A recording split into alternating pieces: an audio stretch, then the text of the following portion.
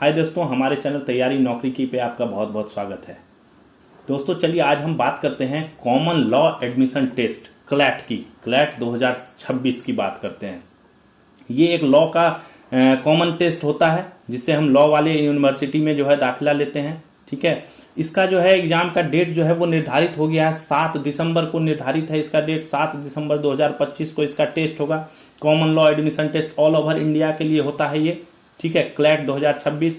तो ये अब बिल्कुल इसका लास्ट टाइम आ गया है, लास्ट आवर्स प्रिपरेशन है। ठीक है, जो विद्यार्थी इस एग्जाम की तैयारी करते हैं उनके लिए ये टाइम बहुत क्रूशियल है। ठीक है, क्योंकि अंतिम समय का प्रिपरेशन जो है वो बहुत मायने रखता है। क्या आप पढ़ते हैं, किस तरह पढ़ते हैं, कैसी तैयारी करते हैं, ये जो है बहुत ध्यान रखता है, बहुत इंपॉर्टेंट होता है लास्ट मिनट की तैयारी। तो चलिए हम आपको शॉर्ट में कुछ ऐसे टिप्स बताते हैं लास्ट आवर प्रिपरेशन के लिए जिसको आप करके ना बेहतर जो है रिजल्ट ला सकते हैं और आप फायदा उठा सकते हैं। शॉर्ट में आपको समझाएंगे, ज्यादा आपका समय नहीं लेंगे क्योंकि आपका समय जो है भी काफी क्रूशियल होता है। ठीक है, तो आप शॉर्ट में इसको समझ सकते हैं कि क्या चीज बेसिक हम तैयार कर लें जिससे जो है कम समय में अधिक से अधिक लाभ उठा सकें। तो चलिए हम पहले इसकी बात करते हैं। तो पहला क्या है, कॉमन लॉ एडमिशन टेस्ट यानी क्लैट 26 की परीक्षा जो है 7 दिसंबर 2025 को निर्धारित की गई है। यानी अब इसमें 20 दिन से कम समय बचा है, जो कि बहुत इंपॉर्टेंट है। परीक्षा का पैटर्न क्या होगा? सबसे पहली बात तो जो नए विद्यार्थी जिन्होंने पहले अटेम्प्ट दिए हैं उनको तो पता होगा, बट जो पहली बार परीक्षा दे रहे हैं उनको पता नहीं होगा कि किस टाइप की परीक्षा होती है। तो पैटर्न ये होता है कि इसमें 2 घंटे की परीक्षा होती है।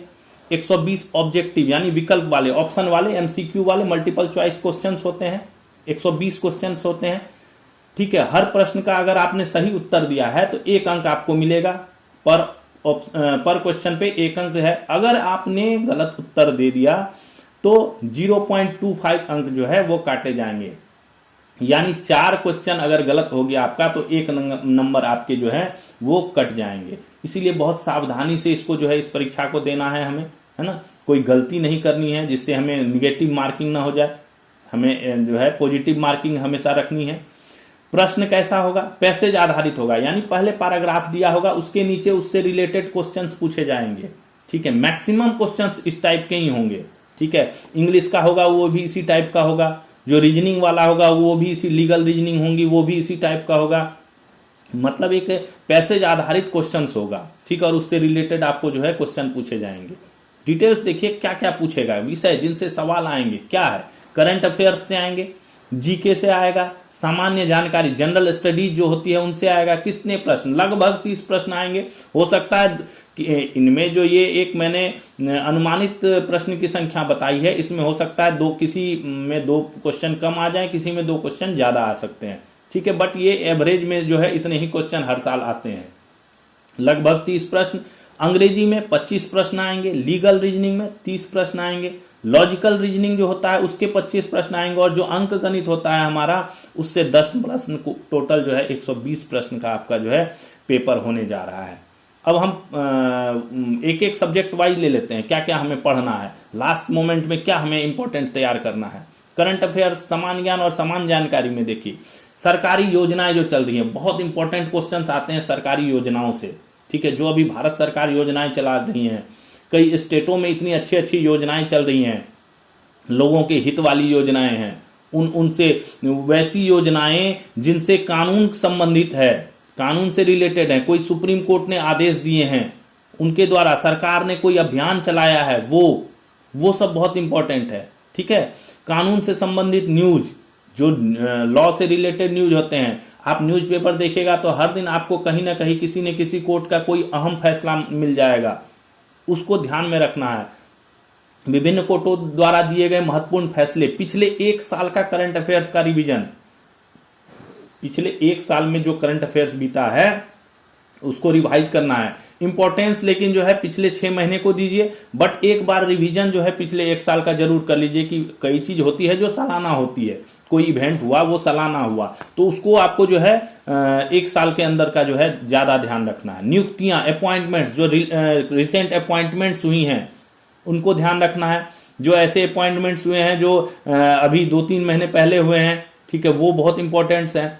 खेलकूद से रिलेटेड कहाँ जो इंपॉर्टेंट खेलकूद हुए हैं, ओलंपिक्स वगैरह हुए हैं या कोई वर्ल्ड कप अभी हुआ है, इन सब चीजों से मतलब जो रिलेट करता है। पुरस्कार जो पूरे साल कोई ना कोई पुरस्कार मिलते रहता है, रेमन मैग्सेसे, बुकर, कई पुरस्कार मिलते हैं। खेल जगत में मिलता है पुरस्कार, पद्म भूषण, पद्म विभूषण, भारत रत्न, ये सब कितने पुरस्कार मिलते हैं। विदेशी लेवल पे कितने पुरस्कार मिलते हैं, ग्रैमी, ऑस्कर, ये सब पुरस्कार मिलते हैं, उनको ध्यान रखना है। सरकार द्वारा चलाए जाने वाले विभिन्न अभियान, जो सरकार जो अभियान चलाती है, जैसे स्त्रियों के लिए चलाती है, किसी लीगल मैटर पे चलाती है, उन सब चीजों के अभी जो है क्या नाम है, उधर कर्नाटक में जो है कुछ अभियान चले थे जिसमें न्याय राजदूत बनाए जा रहे थे छात्रों को।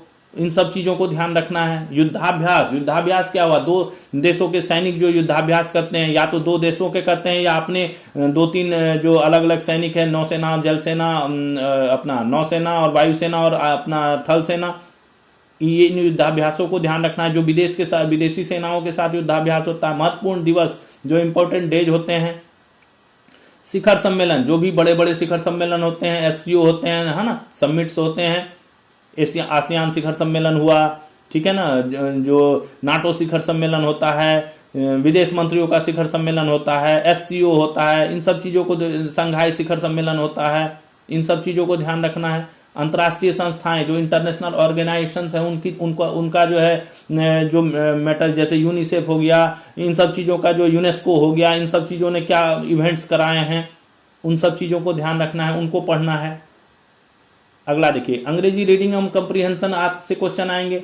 इसमें क्या कीजिए, आपकी जो इंपॉर्टेंट न्यूज़पेपर, आप सब न्यूज़पेपर तो पढ़ नहीं सकते हैं ना, तो जो इंपॉर्टेंट न्यूज़पेपर है, जैसे इंपॉर्टेंट में कौन हो गया, द हिंदू का जो एडिटोरियल आता है वो बहुत अच्छा आता है, हिंदुस्तान टाइम्स का एडिटोरियल है वो बहुत अच्छा आता है, इंडियन एक्सप्रेस है उसका एडिटोरियल बहुत अच्छा आता है। तो इनका एडिटोरियल को जो आप रीड कीजिए, रीड करने से क्या होगा कि आपको जो है जो रीडिंग वाला जो कंसेप्ट है वो क्लियर हो जाएगा, आपके ग्रामेटिकल एरर्स जो है वो क्लियर होंगे, ठीक है। आपको ये पता चलेगा कि ग्रामेटिकल क्या क्या चीजें होती हैं, ठीक है। अंग्रेजी के व्याकरण संबंधी अभ्यास पत्र का अभ्यास कीजिए, जो ग्रामर से रिलेटेड सेट्स आते हैं उनका अभ्यास कीजिए, अच्छी किताब लेके और उसको अभ्यास कीजिए।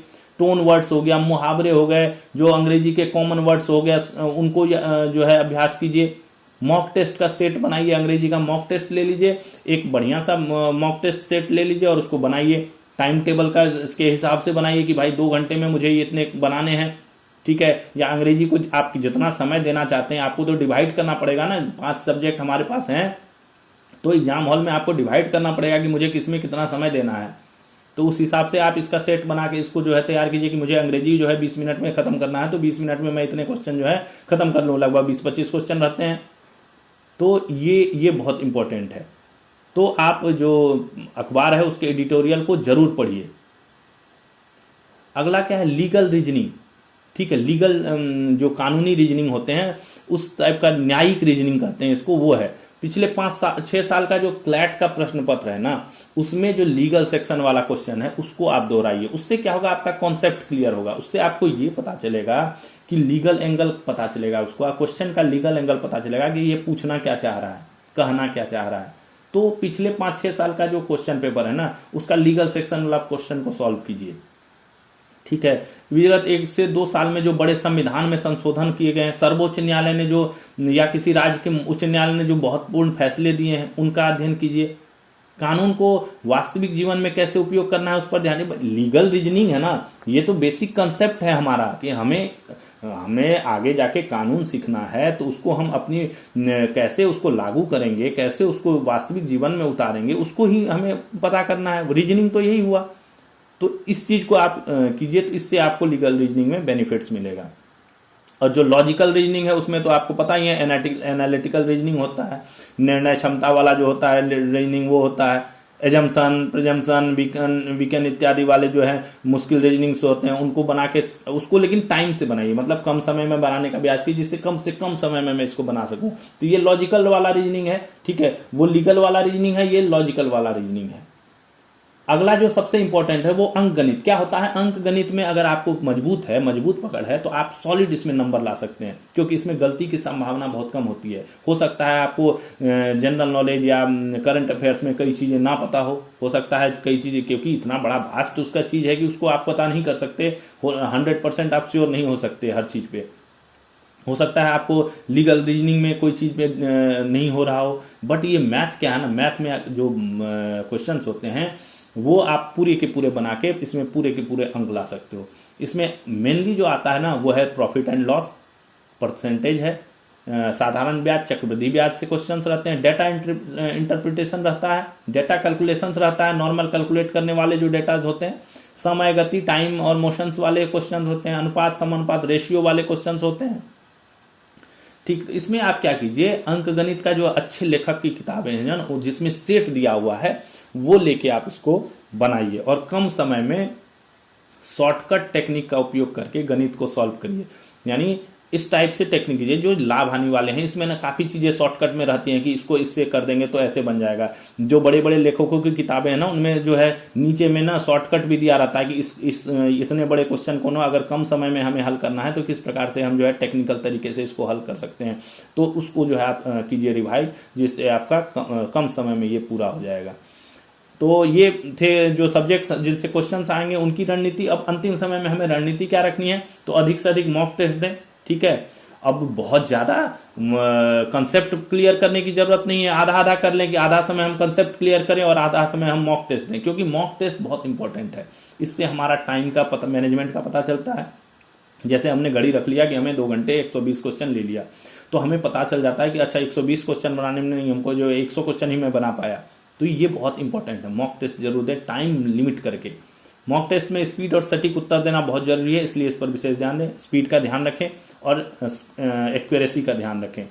जल्दीबाजी में जानने वाले प्रश्न का भी गलत उत्तर ना दे। ये ना करें कि अब टाइम यार 5 मिनट ही बचा है और मेरे पास 10 क्वेश्चन बचे हैं तो यार अनटिकरी मार देते हैं या ऐसे ही बना देते हैं, ऐसा कुछ नहीं करें। ठीक है, जल्दीबाजी में जो क्वेश्चन आप जानते हैं उसको अच्छे से समझ के दे। ये नहीं कि उस जल्दी में जो है जो क्वेश्चन जान भी रहे थे उसको भी हम गलत बना के आगे, नहीं, तो ऐसा ना करें। सोच समझ कर एवं प्रश्न को अच्छी तरह समझकर उत्तर बनाएं। सोच समझ लें कि भाई इस प्रश्न कैसा है, प्रश्न को अच्छी तरह जान लें। ये कई बार क्या होता है ना, क्वेश्चन आते हैं घुमावदार, ठीक है, जिसमें क्या होता है ना टेढ़े मेढ़े क्वेश्चन आ जाते हैं, उस रहता है वो आंसर आपको पता है कि ये होगा, लेकिन आप कंफ्यूज हो जाते हैं कि अरे ये तो कुछ और ही पूछ रहा है क्या, कि कुछ और तो नहीं होगा। ऐसा नहीं, उसको समझिए, सबसे पहले क्वेश्चन को समझिए, उससे जो है उत्तर बनाइए। टेस्ट बनाने के बाद जो उत्तर गलत हुए हैं उन्हें विस्तार से पढ़ें तथा उनको क्लियर। टेस्ट बना लिया आपने, मॉक टेस्ट दे दिया, मॉक टेस्ट से बना लिया, उसमें जो आपके आंसर गलत हो गए हैं उनको जो है डिटेल्स में पढ़ लीजिए। उससे आपका क्या होगा ना, कंसेप्ट क्लियर हो जाएगा कि अच्छा वो चीजें ना दिमाग में बैठ भी जाती हैं। ठीक है, जैसे हम डिटेल्स से पढ़ लेंगे ना तो वो हमारे दिमाग में एक बार बैठ जाएगा, अच्छा ये चीज हमारा गलत हुआ था, इसको हमने पढ़ लिया तो हमारा कंसेप्ट क्लियर हो जाएगा। प्रश्न वही अटेम्प्ट करें जो आप पूर्णतः जान रहे हैं, जो आप कंप्लीटली जान रहे हैं उसी को अटेम्प्ट करें। ये नहीं अनावश्यक जो जिसको नहीं जान रहे हैं वो अटेम्प्ट कीजिएगा, उसको अटेम्प्ट कीजिएगा तो वो जो है आपका माइनस मार्किंग, निगेटिव मार्किंग हो जाएगा और हर क्वेश्चन निगेटिव मार्किंग पे 0.25% ये 225 नंबर जो है वो कट जाएगा आपका। तो इसीलिए जो जान रहे हैं पूर्णतः उन्हीं को अटेम्प्ट कीजिए। आधा समय विस्तार से पढ़कर कंसेप्ट क्लियर करें तथा आधे समय में सेट बनाएं। आधा समय में आप टाइम निकाल करके जो है अपना कंसेप्ट को क्लियर कीजिए और आधा समय में जो है आप अपना सेट बनाइए। हर विषय को रोजाना एवं बराबर से इक्विवेलेंट, क्योंकि सभी से मोटा मोटी लगभग समान ही क्वेश्चन आ रहा है, किसी से 5 कम क्वेश्चन आ रहा है, किसी से 5 ज्यादा, तो आप हर टॉपिक को इंपॉर्टेंट दीजिए। ये नहीं कि हम जो है रीजनिंग वाला चैप्टर ज्यादा कर लिए या करंट अफेयर्स बहुत ज्यादा पढ़ लिया, ऐसा कुछ नहीं है। हर चीज को, हर टॉपिक को जो है इंपॉर्टेंट दीजिए, बराबर समय दीजिए और सभी को जो है बराबर इंपॉर्टेंस से पढ़िए। गलतियों को दोहराने के बजाय उनसे समझ लीजिए। गलतियों को जो है दोहराना नहीं है। जब हम मॉक टेस्ट बनाते हैं या कोई चीज करते हैं तो एक बार जो गलती कर लिया, ऐसा ना हो बार बार हम उसी चीज को गलत कर रहे हो। जैसे रीजनिंग में हो जाता है कभी कभी, एक ही रीजनिंग को हम बार बार गलत कर देते हैं। हम जान रहे हैं कि ये हो गया लेकिन फिर वही गलती कर देते हैं, तो ऐसा नहीं करना है। एक बार गलती को दोहरा दिया बट उससे जो है ना दोहराना नहीं है, उसको सबक लेना है। ठीक है, तो ये हमारी अंतिम समय की रणनीति है, बिल्कुल लास्ट स्टेज है एग्जाम्स का। तो आप इस हिसाब से जो है अपनी तैयारी रखेंगे तो आपको निश्चित जो है सफलता मिलेगी। और ये हमारी शुभकामनाएं हैं आपके लिए कि आपको जो है इसमें सफलता मिले। तो thanks for watching, best of luck for CLAT examination. आपके भी जो दोस्त एग्जाम की तैयारी करें उनको भी ये वीडियो शेयर कर दीजिए, जिससे उनको भी अंत समय में प्रिपरेशन करने में बहुत लाभ मिले। तो थैंक्स फॉर वाचिंग हमारे चैनल को। Best of luck for CLAT examination. Thanks.